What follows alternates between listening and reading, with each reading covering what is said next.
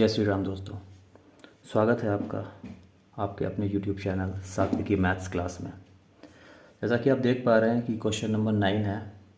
9 हम लोग करने जा रहे हैं। 8 क्वेश्चन तक हम लोगों ने कर लिए हैं, तो ये क्वेश्चन नंबर 9 आपके सामने है। ठीक है। If O is a centre of a circle and called PQ makes an angle 50 degree with the tangent PR at the point of contact. मैंने फिर से डायग्राम बना लिया है, आप देख सकते हैं यहाँ पे। ठीक है। Then the angle made by the chord at the centre is, तो कॉर्ड जो सेंटर पे एंगल बना रही है वो कितना बना रही है। ये आपको टेंजेंट दिख रही होगी, ये टेंजेंट इस कॉर्ड के साथ 50 डिग्री एंगल बना रही है। ये ऐसा गिवन है हमको क्वेश्चन में। हमको बताना है ये जो कॉर्ड है इस सेंटर पे कितना एंगल बना रही है। This we need to find. हम लोग को पता है किसी सर्कल में इसका कॉन्सेप्ट बता देता हूँ। किसी भी सर्कल में, ये मैंने सर्कल खींच लिया जो कि आपको दिख नहीं रहा है, इट्स ओके। मैं यहाँ पे एक सर्कल बनाता हूँ।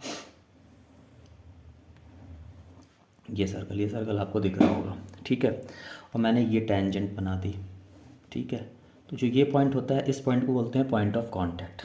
तो पॉइंट ऑफ कांटेक्ट से अगर सेंटर को हम लोग ज्वाइन करते हैं तो ये वाली जो रेडियस होती है ना, ये 90 डिग्री का एंगल बनाती है। Similarly this condition you can see here. This OP is a radius, PR is a tangent, and P is the point of contact. So in this way, this angle would be 90 degree. Which angle? This angle. This complete angle is 90 degree. Okay. So this complete angle is 90 degree and this angle is 50 degree. It means कि जो ये angle है, ये angle कितना हो जाएगा? ये angle हो जाएगा 40 डिग्री का। अगर आपको साफ साफ दिख रहा हो, 50 प्लस 40 90 होता है, तो ये 40 हो जाएगा। अगर ये 40 होगा तो आपको ये तो बहुत अच्छे तरीके से पता है, OP and OQ are radii. If they are radii then both radius are equal, hence it is a isosceles triangle, and in isosceles triangle two sides are equal, then opposite angles are also equal.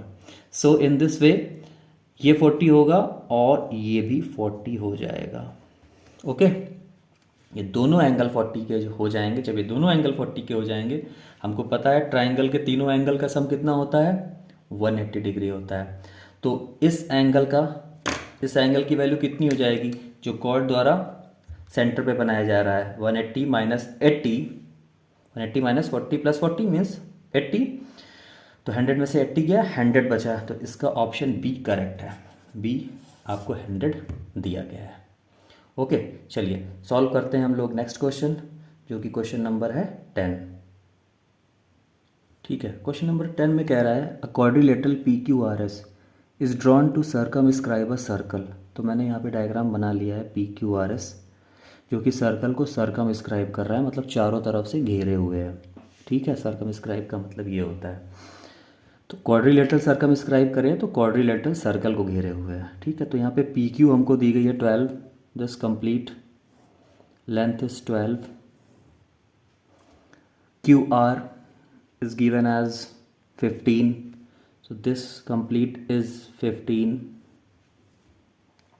RS is 14, RS is 14 is given. Okay, now अब मैं आपको बताता हूँ, इसमें एक property लगती है, ध्यान से समझिएगा। प्रॉपर्टी क्या होती है? टेंजेंट वाली प्रॉपर्टी होती है, tangents from a exterior point to a circle are equal.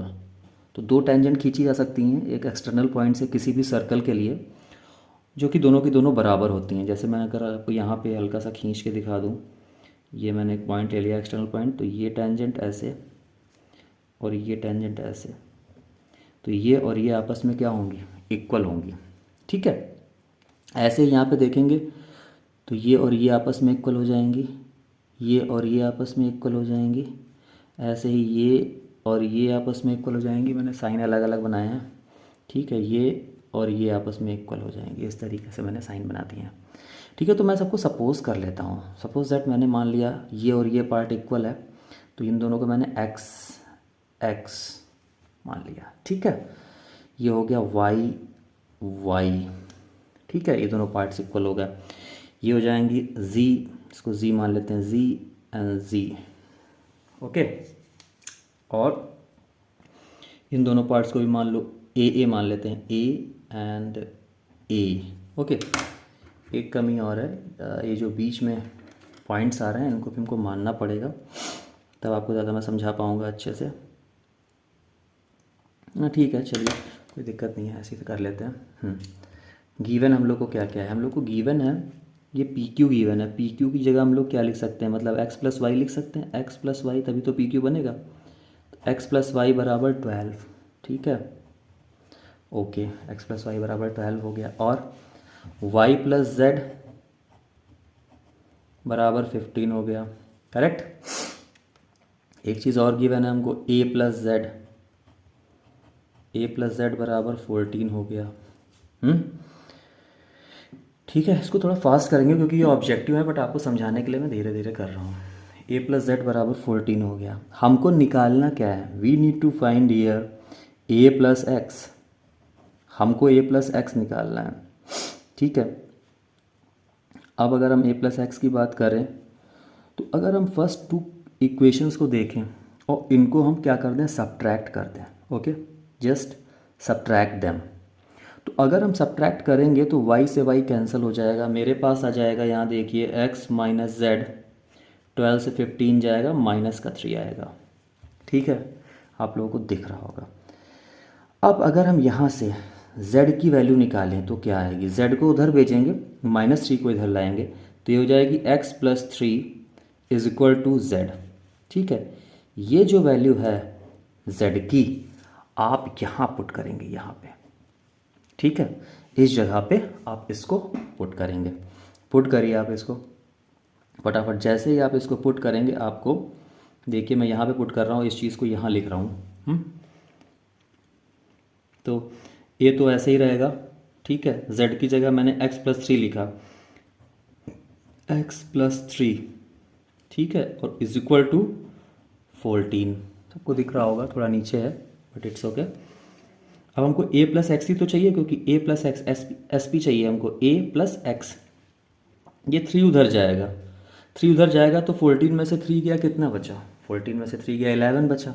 It means जो हमारा आंसर है 10 का डी होगा, डी पार्ट होगा। और डी पार्ट किसके बराबर दिया गया है, 11 सेंटीमीटर के बराबर दिया गया है। आप इस पर टिक लगा के आगे बढ़ सकते हैं, ठीक है। चलिए अगले वीडियो में मिलते हैं क्वेश्चन नंबर 11 और 12 लेके। Thank you.